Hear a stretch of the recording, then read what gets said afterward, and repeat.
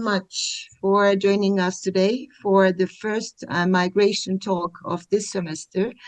As you might probably know, the migration talks are organized as an activity of the Jean Monnet Chair in legal aspects of migration management in the European Union and in Turkey, a project funded by the European Union. For today's migration talk, we have a guest from King's College London, Professor Paul James Cardwell, who was very kind to accept my invitation to present the talk today. Paul James Cardwell is Professor of Law and Vice Dean of Education at the Dixon Poon School of Law, King's College London. He is also the editor of the leading interdisciplinary Journal of Common Market Studies. His research focuses on the law and politics of the EU's external relations, and in particular on migration. He has published widely and is currently preparing a monograph on contemporary EU migration governance and formal informality. So I am grateful to Paul that he is with us today, and I know that we will all benefit very much from his presentation. So Paul, the floor is yours, and we will have a questions and answer session after the talk. Thank you very much. Okay. Teşekkür ederim. İngiltere'de günaydın. Bugün sevrimçi olarak sizlerle olmaktan mutluluk duyuyorum. Şahsen orada olmadığım için üzgünüm. Bugün konuşma daveti ve nazik tanıtımları için Profesör Özçelik'e teşekkür ederim. I'm really happy to be here online with you today. I'm sorry I'm not there, but as I said to Professor Özçelik, I do have my Turkish coffee this morning in the rain of the north of England. So thank you very much, everybody, for coming. And I will talk a little bit about my research. As you heard, I'm a legal scholar, but my research very much focuses across the law and politics, which in migration, of course, is extremely not impossible, but it's important. But I wanted to talk about how we think about law almost more generally, and what migration tells us about the use or sometimes the misuse of law. And I'm particularly delighted to be presenting to you because, of course, in this story of migration, even focusing on the EU, the role of Turkey is of course, extremely significant, and helps to tell us a lot about the contemporary state of migration governance. This, by the way, is my law school in London, in Somerset House, which you often see in films. So if anybody saw the film Napoleon about 2 years ago, yeah, the opening scene where Marie Antoinette loses her head, that was filmed here in front of my office. So we had a big guillotine outside, which was interesting. But to start then on what we mean by what I mean by the language of law. Well, as all lawyers, we start with what the text of the law says, and for EU lawyers, of course, the most important thing that we look at is the words of the treaty, because the treaty is written by all of the member states, and it has to be adopted, it has to be respected if you are a member of the European Union. That doesn't mean that it is respected all of the time, and of course these terms can be interpreted. But when we're talking of these sort of normative questions around language and about what the EU should be doing or should not be doing, one of the ways to measure that is by looking at the commitments made by the states themselves in the treaty that they wrote. And so, just as a reminder here, the key treaty articles here which sort of underpin this are Article 2, which says that the European Union is founded on values of respect for human dignity, freedom, democracy, equality, rule of law, very important, and human rights. And this is then reflected in the external relations of the EU as well, saying that in pursuing its external relations, its relationships with third countries, and multilateral forum and so on, the EU should be guided by its own principles, which again includes democracy, the rule of law, and human rights. So when we're looking at what the EU should and shouldn't be doing, it's, okay, a political question, but it also is one which is grounded in what the EU's own commitments are that have been put into the treaty. And so that's a helpful way of providing a benchmark and when we're going through this exercise of decoding the language of law. Okay, now it's not that. So most of you will be familiar with this, but just to recap in case you need it, migration law is a relative newcomer to EU law and policy. It's so important, we talk about it so much that we forget that actually it's relatively recent in EU integration. By this I mean external migration, or at least looking at the position of migration policy and law as it relates to outside the EU. Of course, migration within the EU, free movement, has always been there since the beginning. But when we talk about migration in this context, generally we mean relations with third countries and citizens of those countries. And of course, the exception is Turkish citizens, because Turkey has always had a special status because of the association agreement. So there was a lot of case law relating to the rights of Turkish workers, for example, in the EU. But that's not really the focus here. The focus here is more about the relationship between the EU and third states and other actors. And of course, the internal law on, for example, reception of asylum seekers and the standards of protection and so on.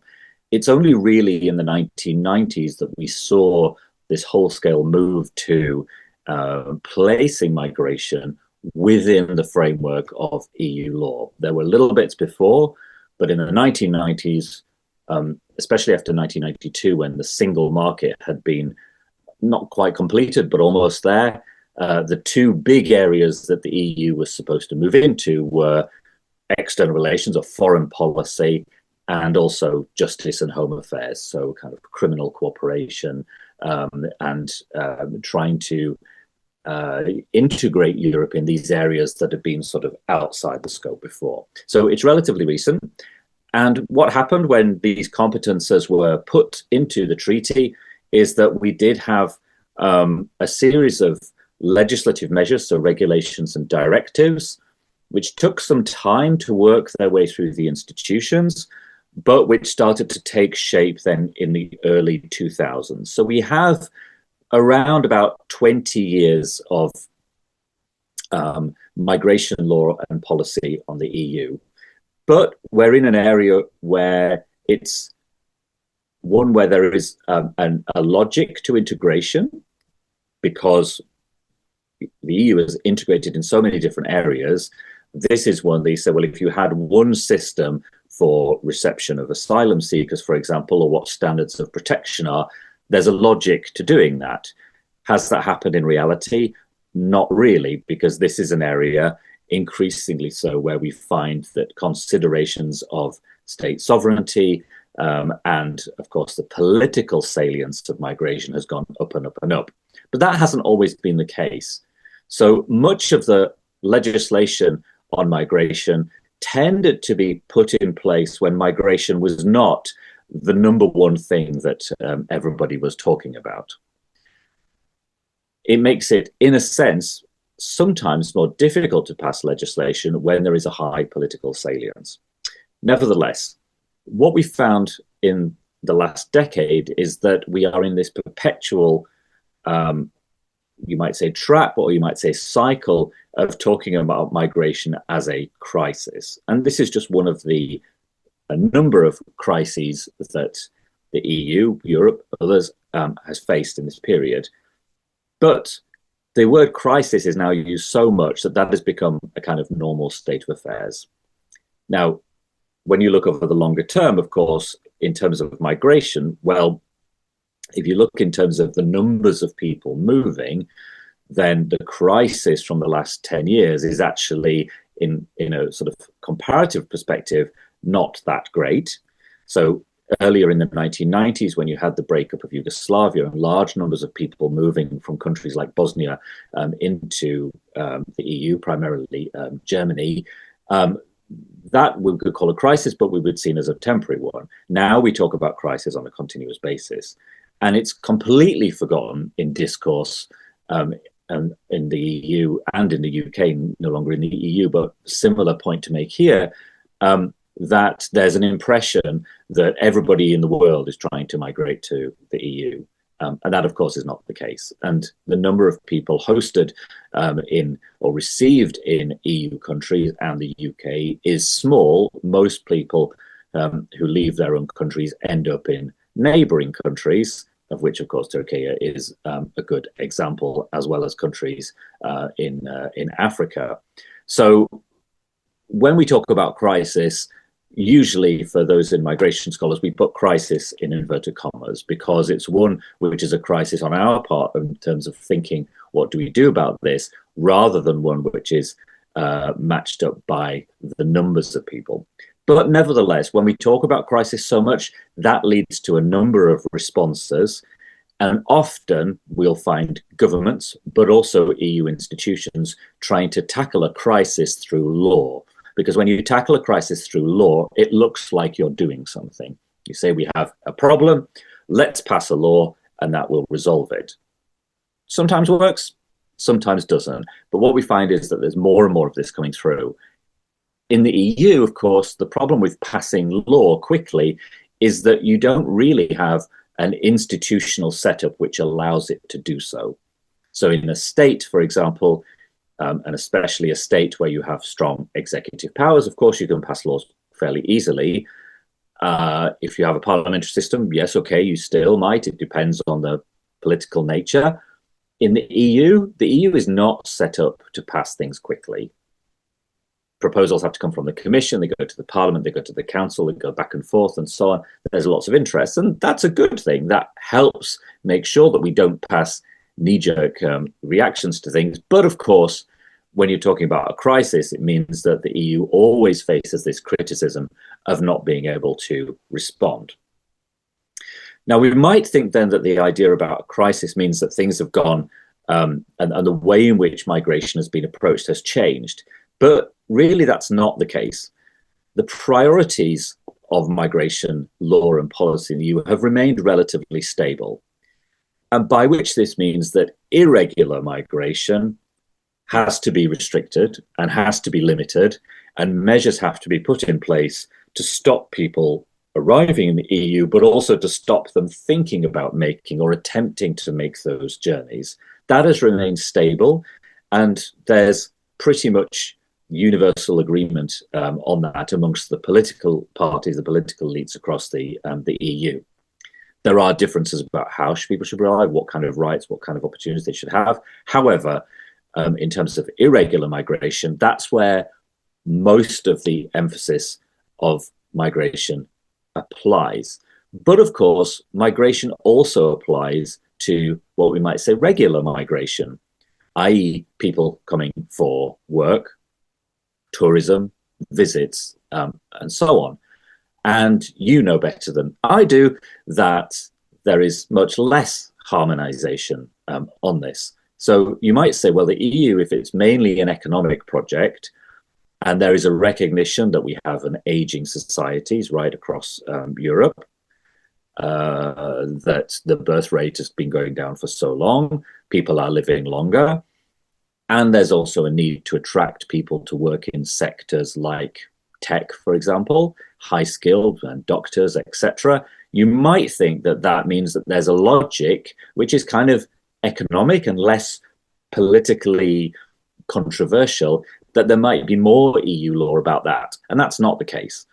There's actually much less legislation, there's much less policy on regular migration. And this is something where the member states tend to keep for themselves, partly because they're also in competition with each other to attract particularly high-skilled migrants. So in a sense, weirdly, that is more controversial than dealing with irregular migration, where everyone agrees on what the aim should be. The aim is to restrict it, not always agreement on how this should be done, but we've seen this converge over time. So even though the EU itself has changed, and even though now there are states in Central and Eastern Europe whose populations have gone down because their citizens have migrated, but now are sort of in the position of having external migration and also being on the frontiers.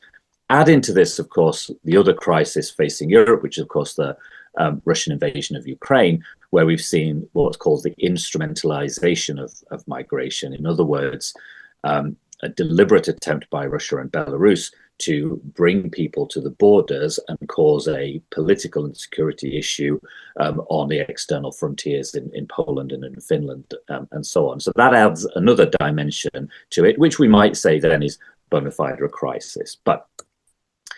So as I've already said, the Treaty of Amsterdam in 1998 is generally regarded as being the starting point for the development of migration law. And here the treaty, and remember the treaty is written by the member states, says that the EU shall develop a common immigration policy, ensuring at all stages the efficient management of migration flows. So this looks, on reading just the words, like a very wide competence. It looks like the member states have given to the EU the ability to manage migration and competence and control. In reality, not so much. Because when you look a bit closer, you think, okay, common immigration policy. Common is not the same as integrated, and it's not the same as single. Common is a little bit weaker as a word, but nevertheless, it's there. Now, one of the other things about the EU, of course, is, as I've already said, it was started as a peace project and integration between France and Germany and the others, okay, and over time has been seen as a largely economic entity, which has used law as a means to integrate the different markets, the different countries, and so on in these different fields.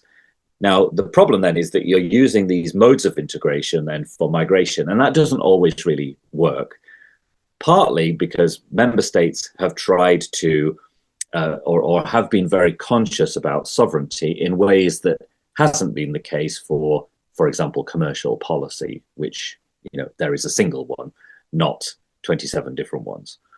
So here, okay, the UK, when it was a member, had an opt-out. Other member states have been sort of in and out. So it's much more difficult, even though there are calls for the EU to do something about migration, which is characterized in the language as a problem and as a challenge where solutions need to be found. So it's quite difficult to see how to square this circle, how to do it. Because what we've seen is that, okay, there's been a bit of legislation fatigue, just passing more laws and more laws and more laws. Is that always the solution? Well, even as lawyers, we'd say probably not. We like laws, but, there is a limit to how much you can do. But even though there is this, crisis, and migration seems a crisis that needs to be resolved by law, it's actually very difficult to do in practice. And one of the things that is a consequence of migration coming quite late to the competences of the EU is that we see these sort of strategic documents rather than laws just popping up out of nowhere. I mean, they do that, but we see the opportunity of the Commission and the Council to say, right, well, this is where we are now. This is where we'd like to be in 5 years, for example. Doesn't always work out like that, but when you compare to the 70s and 80s, you see this sort of strategic approach. And the advantage for a researcher then is to say, well, what place does law have in this strategic plans? And my research really is to sort of note, the starting point is to note that in the past, for the EU, the answer is always more law. Okay, you have regulations and directives, you regulate, that's how you harmonize. But here, it's not quite the case. What you started to find in these documents is that there's a bit of a downplaying of law because it can't always be passed and it doesn't always do what you want. So we see then more things emerging, and also because here, if you want to try and solve migration and you want to stop people coming, you can't only do so on your own. You need the cooperation with third countries and other actors. And law doesn't really apply, because then you're in the realm of international relations. It's not law as we would consider it within a state. So over time, my observation was that, well, the states, the documentation from the EU is sort of downplaying having new legislation, but actually talking about other forms of governments. And the thing that really interests me is what that actually means. So what we find then, I'm going to move on from that, is that in the early 2000s, you've got these new competences. There's some law. It takes a long time. It gets watered down. And you don't really have this common immigration policy. It doesn't really match up to what the treaty actually says. And that's because it's partly different, but it also reflects on the political will. Member states have committed themselves to doing something, but then not actually backing it up. What we do find is that we have this succession of very confusing, because they're often called the same thing or similar things, approaches. So we've got the global approach to migration, the idea of having a sort of strategic approach to this is where we are, this is where we want to be, this is how we're going to do it, which go through lots of iterations, but which, and this is where my interest really sparked from, uses or emphasizes the use of all available tools. In other words, the full range of migration instruments. Now, as a lawyer, we think, well, what is that? What are those? Because for a lawyer, when we talk about instruments, we mean regulations and directives and decisions, and also, decisions of courts. Yeah, in a national context, we might talk about laws coming from a parliament or a presidential decree. We know what they are. We know how to challenge them, and we know what the procedure is for getting rid of them if there's a change of government, for example. Here, what does all available tools actually mean? Because the treaty doesn't really say anything more on what they are. So my interest really is to looking at, well, what else is happening, and how do we understand what it is, and how much does this relate to the law and the law as we understand it?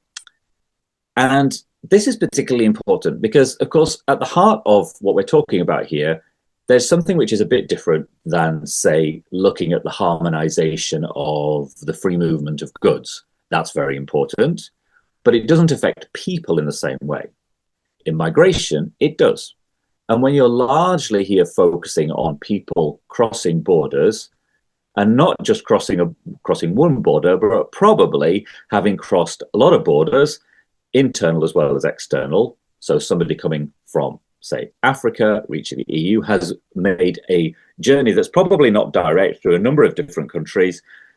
Likewise, somebody coming from the Middle East through Turkey or into the EU, from Syria or wherever else. These are people who are vulnerable, even leaving alone the question about whether there are rights, whether there are reception conditions and so on. You are talking about people, and you're talking about people in a vulnerable situation. And people who do have rights under EU law, under international law, and under national law of wherever they are. And even more than that, when you start using tools and instruments beyond those that we understand, then the interference with those rights, but also our understanding on the transparency and access to the challenge, means that we have a question, a bigger question there about how we actually understand law. And going back to what we said about the EU's general values about commitment to upholding international law, which again is written in the treaty, and therefore we are fully justified in benchmarking against what is actually happening. So over time, what I started to observe, and this is what my research looks at, is that law and the language around law starts to shift. So instead, what we have instead of regulations and directives or treaties, for example, all of these things are known in what they are. We know how they're made. We know how they're passed. We know how they can be challenged. And we know how they can be changed or repealed later on. And they have inbuilt in the process the opportunities to say, no, I don't like this, this is wrong. And so even if something is passed, you might not like something, but at least it's been through that process. When you step outside of that, those guarantees are no longer there. And of course, this happens all the time in so many different areas. But when you start using the language of law, it gives the impression of having those procedural protections that are not necessarily there. And in the EU, we've seen this more and more. And the difficulty is that, yeah, it doesn't have those procedural safeguards. So in the EU context, when we start using these things that give the impression of formal law, or traditional law, if you like, but which don't have them, I've called this formal informality. Okay, so every academic always wants to create their own little piece of jargon, and this is mine. Okay, so formal informality speaks to when you have things, for want of a better word, which look like law and which use the language of law, but are not in fact law. Okay, so the purpose then is to give the impression that something has been through law, which is something therefore we can trust. We might not like it, but we know it's been through a process and we know how to change it, possible, but which doesn't actually come. Now, the best example of this is something that you will be entirely familiar with, I think, even though this is now almost 10 years old. So I've kept Turkey as we used to write it rather than Turkey, because that's the official name in the document, although we've got to be very, very careful about the language here. So the outset of the crisis was very much focused on the Aegean and the border between Turkey and Greece, and therefore the EU.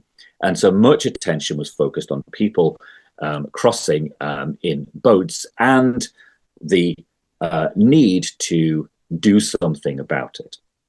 Now, the EU and Turkey already had a readmission agreement. So that is a piece of formal law. It's gone through a process. It's been approved through the European Parliament. It's listed in the treaty as how you do it with the third country, and it was in place.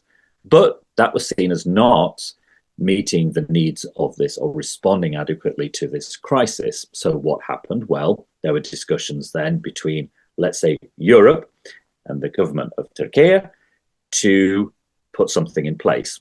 And what happened as a result was the EU-Turkey statement.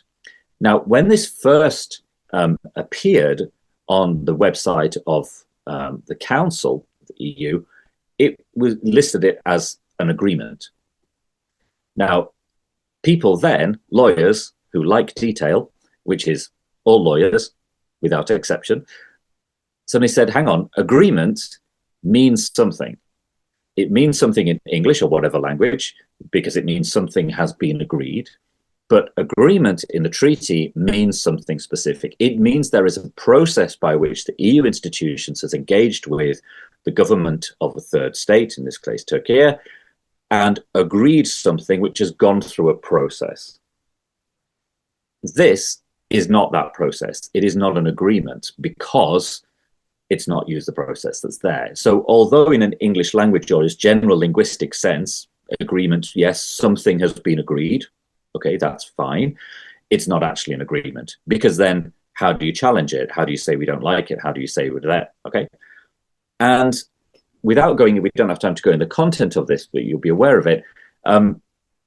This agreement was then changed to a statement. And generally we would talk about it as being a deal. Well, deal does not have a legal agreement, a legal definition, and statement doesn't either. A statement is just something that you state, okay? So it doesn't come with any of the procedural things.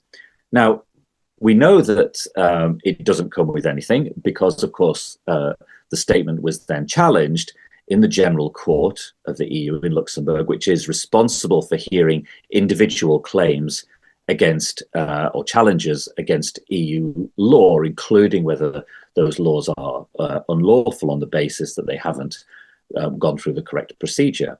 And so 3 individuals, 2 I think were from Pakistan and 1 possibly from Afghanistan, challenged the statement in the General Court.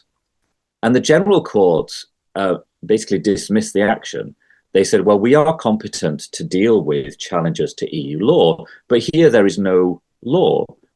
There is no agreement with Turkey other than the readmission agreement, but that's not being challenged. This is not a piece of law. This is simply something that's been stated. And also, and this is the part that was really heavily criticized, they said, well, it's not really the EU because the EU wasn't acting in its institutional capacities. This was really all of the member states of the EU meeting together in an EU building and agreeing something with the government of Turkey and then posting it on the website of the EU. But it's not the EU. Now, that rationale, when people read it, went, that's ridiculous. You can't say that something, and you're saying that something, okay, there is a problem here, we are tackling it, this is how we are tackling it, we have agreed with the government of Turkey to do X, Y, and Z, and then say, oh, but actually, we're not doing that. No, of course not. It served a political purpose. The European Commission said that this is a success, this is a model to follow, and so on. There is a doubt about whether it actually mattered in terms of the number of people crossing. It did go down, but it was already going down. So maybe this didn't make it. That's a slightly separate question. The importance here is what it means in terms of the language. And the result of it being hailed as a success means that this wasn't just a one-off. So it is the best example because it was one that is very publicly made and promoted as this is an answer, or at least a partial answer to this problem and this crisis.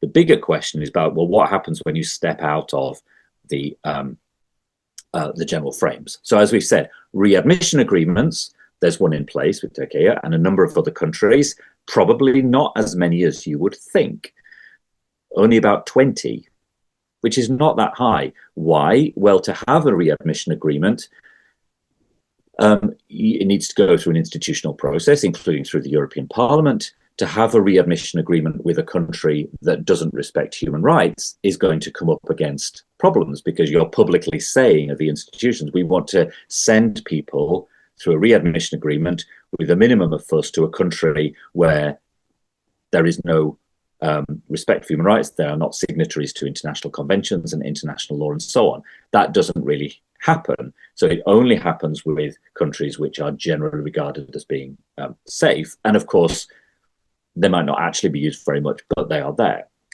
What happens then is that, well, okay, so we can't use that. So instead we use other things which look like that, but which don't have the procedural safeguards with it. So when you start looking at the language, you find lots of things then that sound like law but aren't. So the EU-Turkey statement is the best example because we can see how that worked. We can see the furore and we have a court case about it.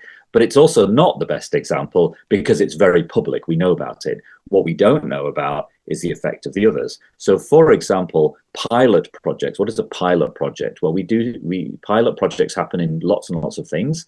When you have a pilot about returning people to a country like Afghanistan, which doesn't, this is pre-Taliban, but even so, Afghanistan is not generally regarded and hasn't been regarded as being a safe country to return people to, and is not a signatory to any convention or protection, etc. But what does a joint way forward mean?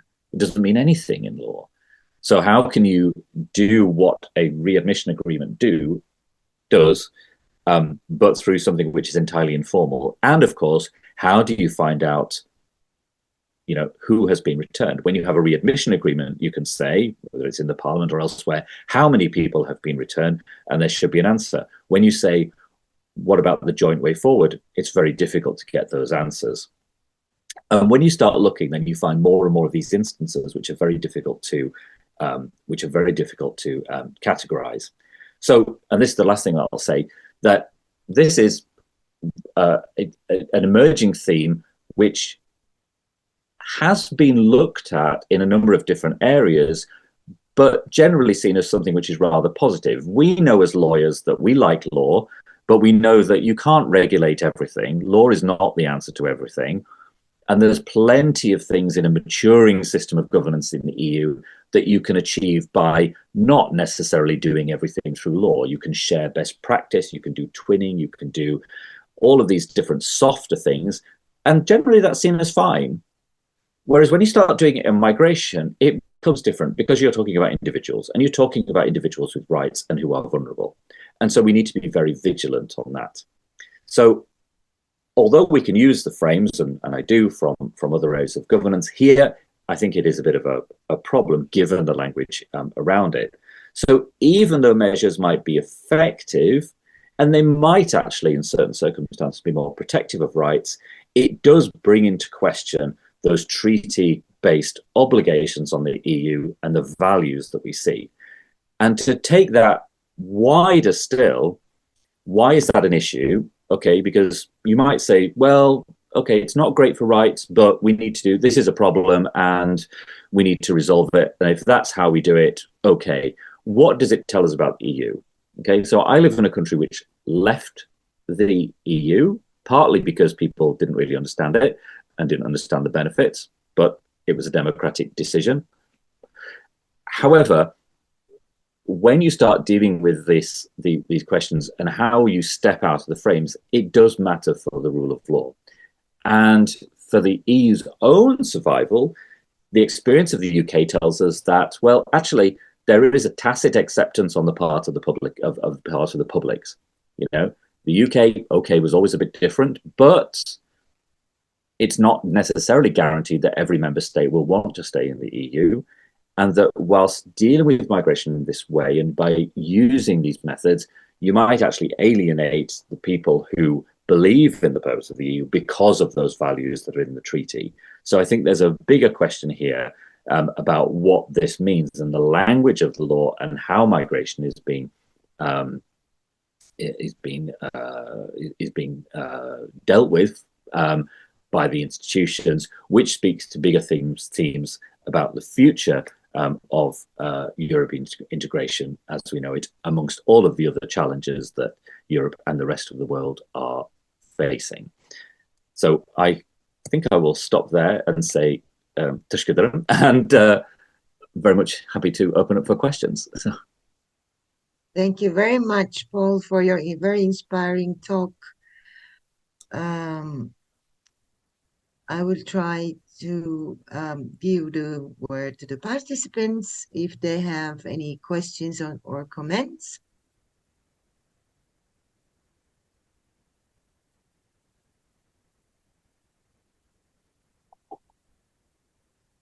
Please raise your hands if you have any questions or comments.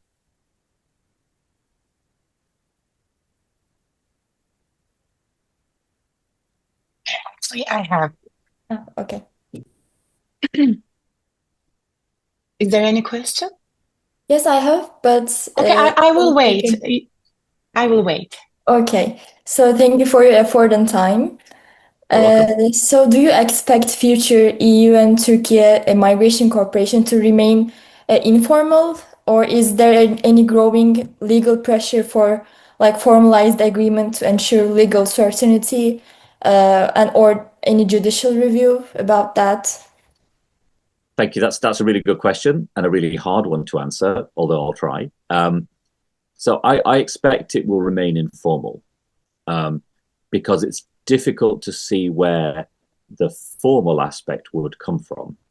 And of course, Turkey is in a unique position, being part of the enlargement process, but nothing is really happening on there. So if the enlargement process suddenly started to move forward, then we would expect more. But the prospect of that is immediately not going to be there. So Turkey is in a different position, for example, than countries in the Western Balkans, where you find that, of course, there's some pressure to, and this is not from the EU, but also from states.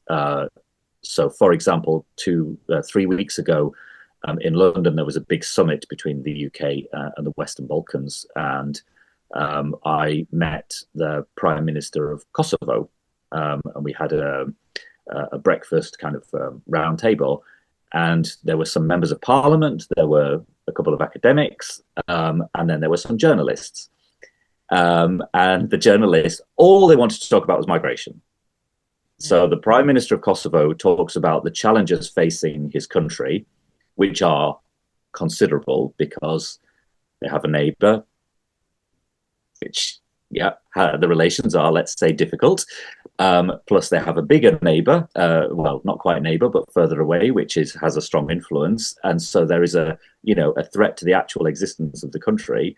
But all the British journalists want to talk about is migration. That's all, yeah. And how is Kosovo going to help the UK with its migration problem? Which is like, why should a poor country in Eastern Europe be helping the EU anyway? And so it was reported then, and I was in the room, that Kosovo is willing to receive people who for processing of asylum from the UK, yeah, which won't work, but okay. Now, why do I mention this?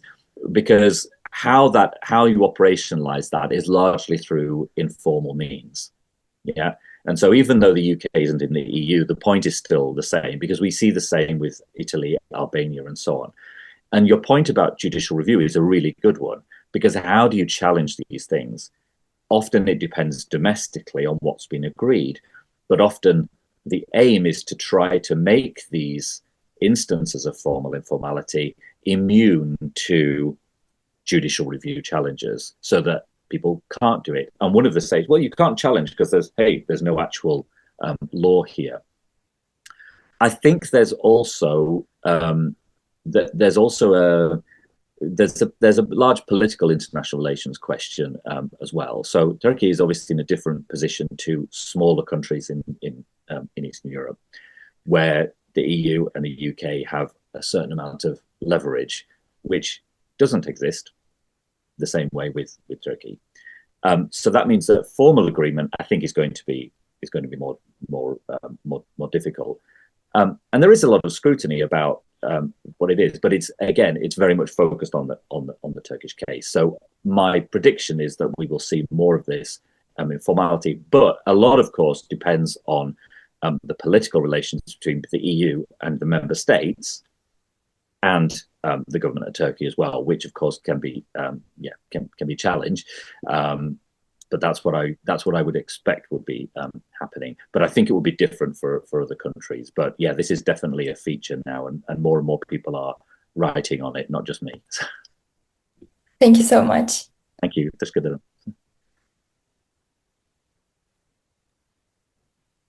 I have a question. Hi. Thank you so much, Professor, for your inspiring speech. I have one question. What do you think about could the increasing use of law-like language without legal accountability be considered a form of normative dissonance, like ethical tension within the EU's constitutional order? Oh, yes. Good.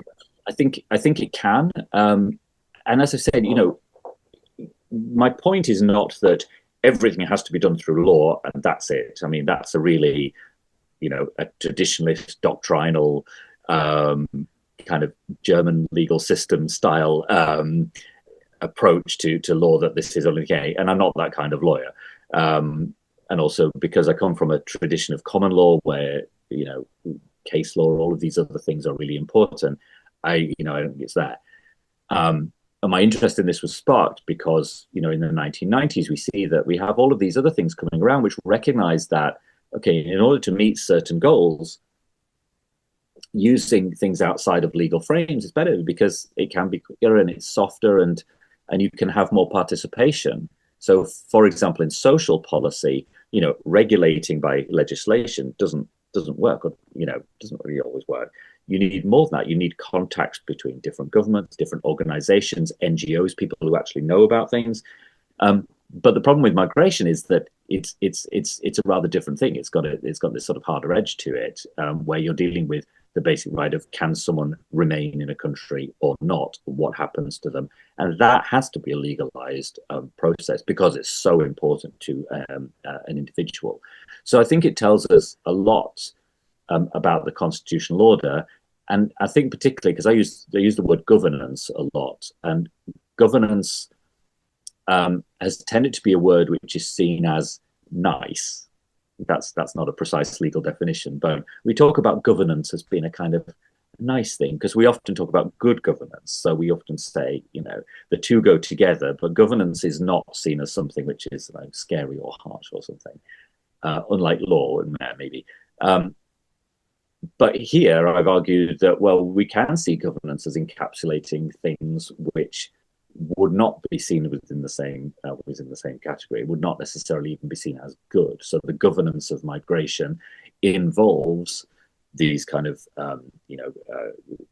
agreements as they've been made, but also all of these other instances as well. So I think it does tell us quite a lot about the constitutional order of the EU, and it also tells us that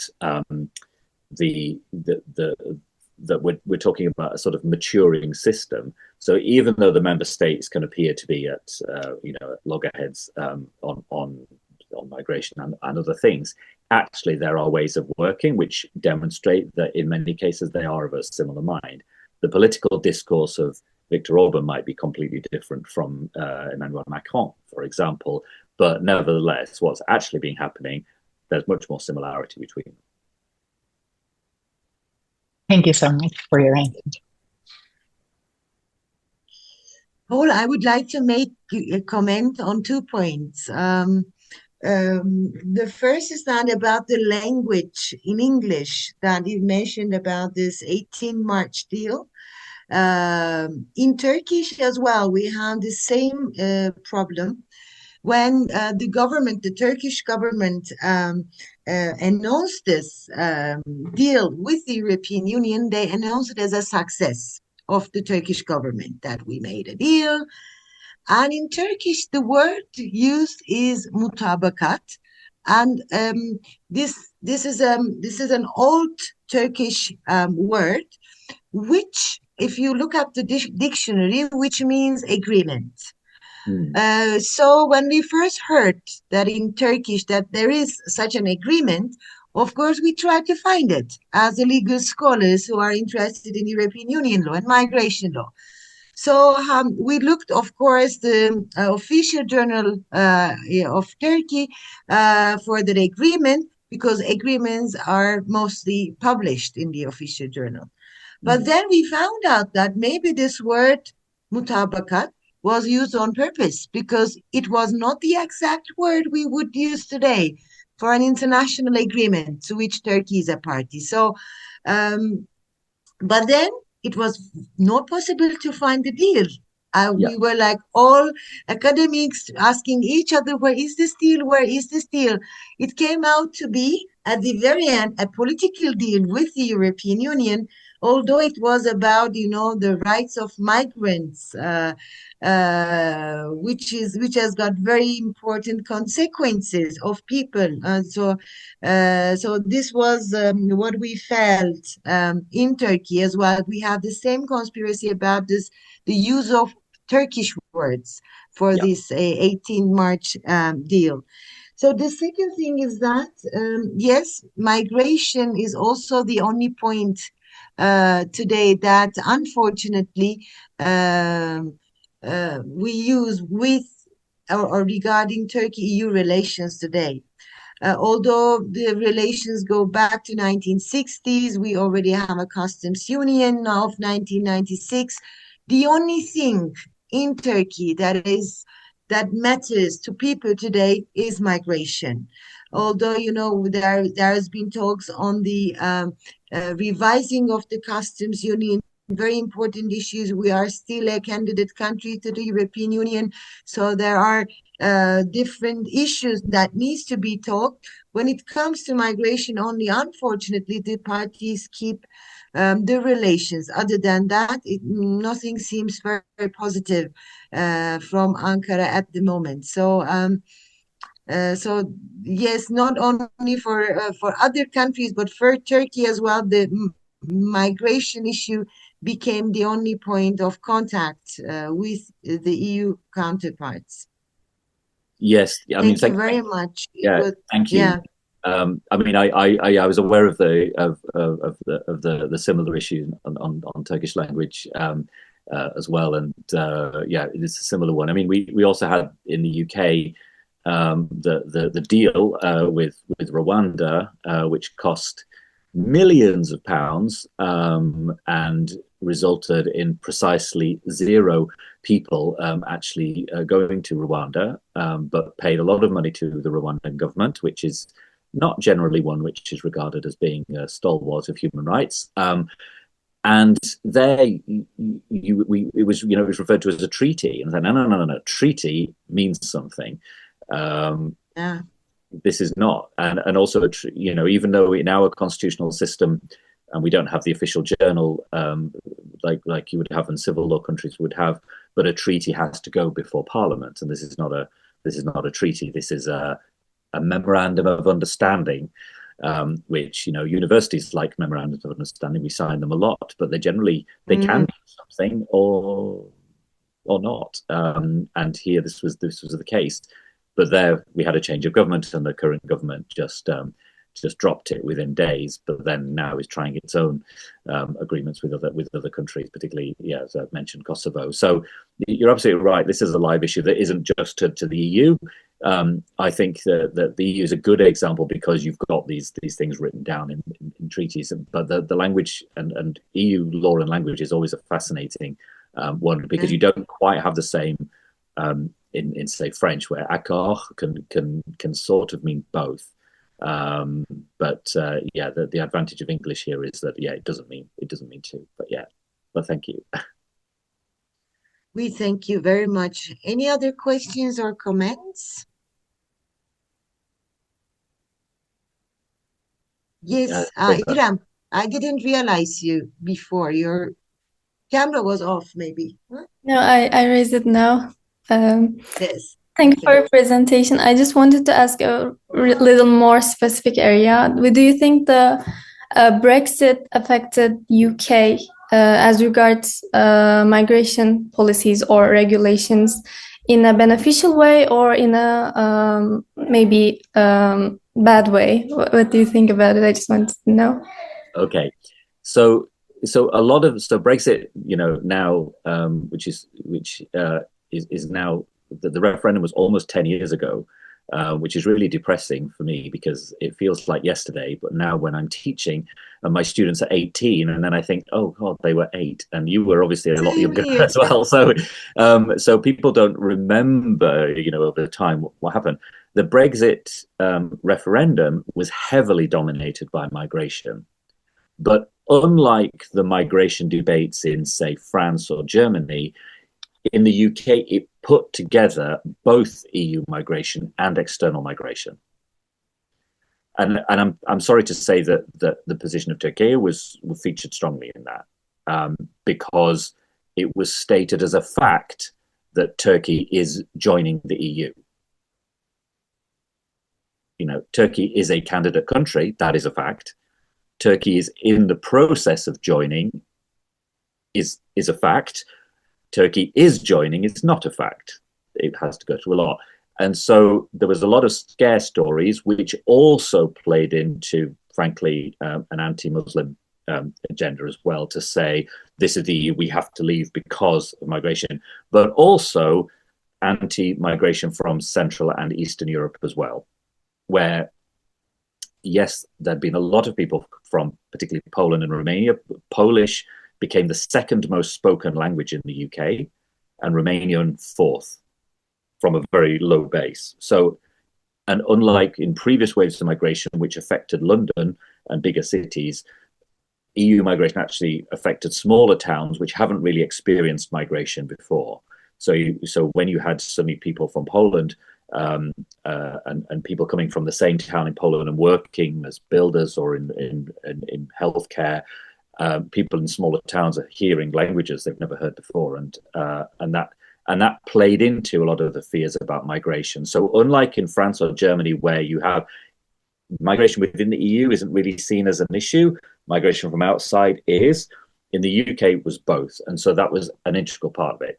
Now, what has happened, of course, then is that the UK even though it had an opt-out, was still part of and could still engage in returns to France for people crossing the English Channel and arriving. That can no longer be the case because the UK is no longer part of the EU. So in a sense, it exacerbated a problem because there's no way that France or any other member state has to take people returned from the UK. So that's almost been forgotten as a result. So in many cases, just as the barriers to trade, just as the barriers to economic barriers have come up, that has actually made the problem worse. Yeah. Also, general immigration to the UK has gone up.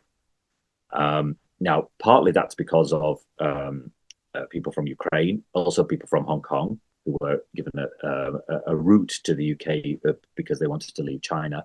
However, the previous government, which made everything about migration, actually saw an increase. So, of course, whenever you talk about migration, whenever you talk about restricting it, you will never win because people will always move, and you will never satisfy the people who want it the most. So now the current debate in the UK is about leaving the European Convention on Human Rights, which is crazy. I mean, no.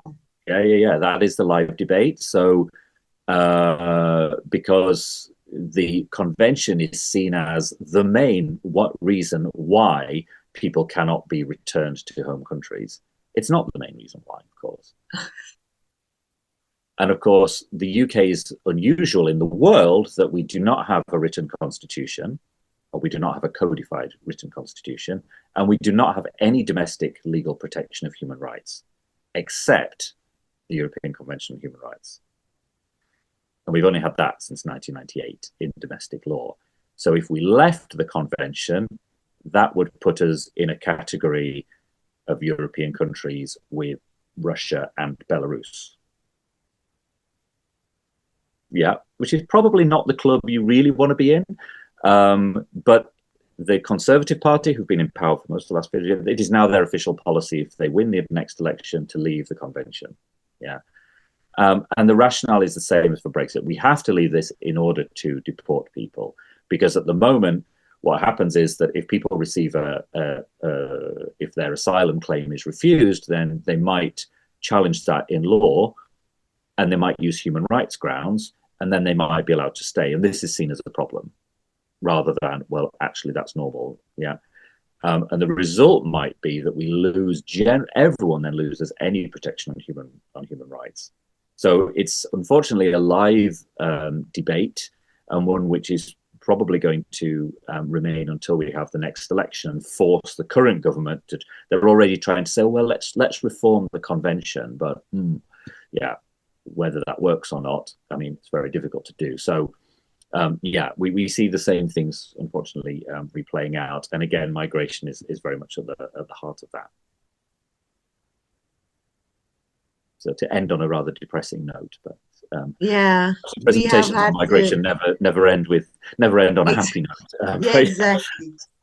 I tell you, the only time it ended, from my experience, nicely was that there was a picture taken at the end of the migration panel where we smiled and said refugee. That was the only place where I experienced. Thank you very much, Paul. That was a fascinating talk, and I really wished you were here with us so we could continue with the Turkish lunch. But I promise I'll do it.